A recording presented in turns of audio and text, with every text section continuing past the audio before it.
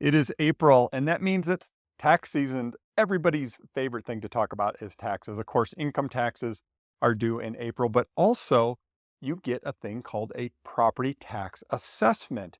And as a real estate broker, I want to talk about this so you understand what you're dealing with here. If you own a property, you're going to get a letter in the mail. This one's from Bernalillo County, and it'll have a notice inside here. Here's one. This is the one from Sandoval County that and what they're doing is they're telling you what they think the value of your home is. A lot of people get these and are not sure what to do with it. Well, you're going to look at it and you're going to say, okay, what do they think my full value of my property is? You want to look at full value, not the taxable value, because that's a different number. It's about a third of full value.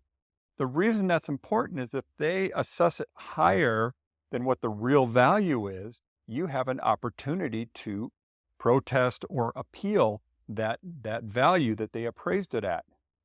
The reason that's important is your tax burden, the amount that you pay in property tax, is based on your value, because people with more expensive homes pay more than people with less expensive homes. That's just the way it works. So if you think they've overassessed what your value is, you can do a protest. Now, the important thing is you only have 30 days to do that. So really you only have till the end of April to do that. Both Bernalillo County, Sandoval County, Valencia County, wherever you are here in central New Mexico, you can get on your website. There's a form you can fill out to do that. There are a couple other things you want to look for, though, because there are some discounts or tax savings programs, if you will.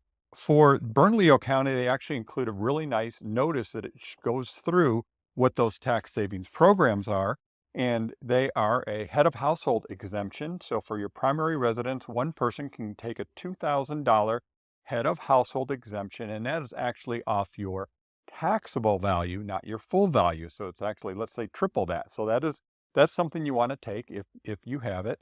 There's a thing called a value freeze. Value freeze is for people over 65 or that are disabled that are low income. They can freeze the value of your property, meaning they won't assess it every year and continue to increase. I'm going to talk about that in a second too.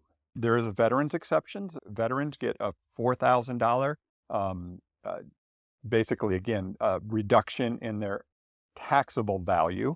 And then 100% disabled, rightfully so, they can be totally exempt from property tax. Of course, if you are a veteran or VA, work with the VA. They can help you with that and navigate that. Or you can go to the county, and they're really, really helpful about doing those things. Now, I want to talk about one other thing. When you buy a property or when a property transfers ownership, the value is going to be reassessed at that time. So it's going to bring it to whatever fair market value is. However, if you've been in your home, and this is for residential properties, state statute says it can only go up 3% every year. So you want to check that as well and see if they've raised it, again, your assessed value, your full value, more than 3% versus the year before. Now, if you just bought your home, that doesn't apply. Or if you do like a major remodel on your home, you do an addition, they're going to reassess it as well. So there's some exceptions to that 3% rule, but do keep that in mind that it shouldn't, the actual assessed value should not increase more than 3% every year. So lots of information there. Hope it's helpful. Now, one last thing I want to offer you. If you get your assessed value and you're like going, I have no idea if this is high, low, I'm not sure.